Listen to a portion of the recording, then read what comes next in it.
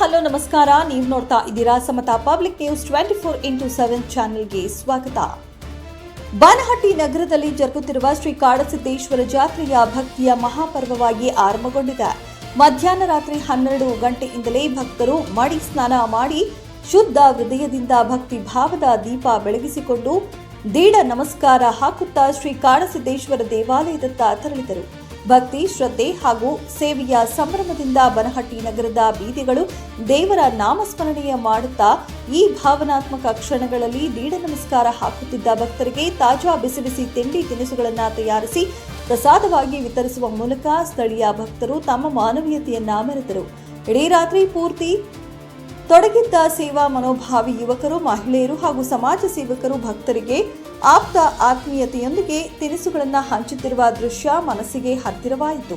ಇದರೊಂದಿಗೆ ವಿಶೇಷವಾಗಿ ಉಲ್ಲೇಖಿಸಬೇಕಾದದ್ದು, ಸಂಕಲ್ಪ ಯೂತ್ ಫೌಂಡೇಶನ್ ಬನಹಟ್ಟಿ ಕಾಡಸಿದ್ದೇಶ್ವರ ಜಾತ್ರೆಯ ಅಂಗವಾಗಿ ದಿನಾಂಕ 15/2025 ರಾತ್ರಿ 11:30ರಿಂದ ಮುಂಜಾನೆಯವರೆಗೆ 12ನೇ ವರ್ಷದ ಸಂಭ್ರಮಾಚರಣೆಯ ಅಂಗವಾಗಿ 2ನೇ ಬಾರಿ 200 ಕಿಲೋ ಕುರ್ಮಾಪುರಿ ಪ್ರಸಾದವನ್ನು ಸಿದ್ಧಪಡಿಸಿ ಸಾವಿರಾರು ಭಕ್ತರಿಗೆ ವಿತರಿಸಲಾಯಿತು. ಪ್ರಸಾದ ಸೇವನೆಯ ಮೂಲಕ ಭಕ್ತರು ಶ್ರೀ ಕಾಡಸಿದ್ದೇಶ್ವರ ಕೃಪೆಗೆ ಪಾತ್ರರಾದರು.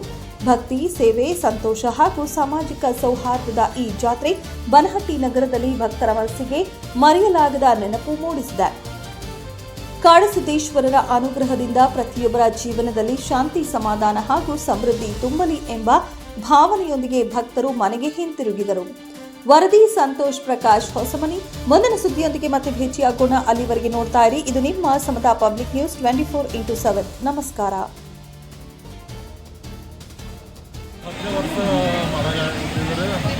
ಮನೆಗೆ ತೋಟದಿಂದ ನಾಷ್ಟ ಮಾಡ್ಕೊಂಡು ಬರ್ತಿದ್ರು ಮಧ್ಯಾಹ್ನ. ಈ ವರ್ಷಕ್ಕೆ 5 ಕ್ವಿಂಟಲ್ ಮಾಡ್ತಿದ್ದೀವಿ.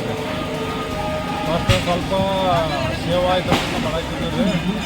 ಈ ದೋಸ್ತರಿಂದ ಎಲ್ಲರೂ ಸಪೋರ್ಟ್ ಕೊಟ್ಟಾಗ ಸಪೋರ್ಟ್ದಿಂದ 5-6 ಕ್ವಿಂಟಲ್ ಒಪ್ಪಿಟ್ಟು ಮಾಡ್ತಾಯಿದ್ದೀವಿ. ಉಪ್ಪಿಟ್ಟು, ಸೇವಾ 70ರಿಂದ 75 kg ಸೇವಾ, 5-6 ಕ್ವಿಂಟಲ್ ಉಪ್ಪಿಟ್ಟು.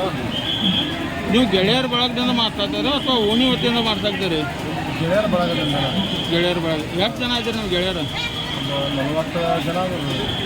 ಪ್ರತಿ ವರ್ಷ ಮಾಡ್ತಾ ಇದ್ದೀರಿ? 10ನೇ ವರ್ಷ ಮಾಡ್ತೀವಿ. ಎಲ್ಲರೂ ಸಪೋರ್ಟ್ ಕೊಟ್ಟರು.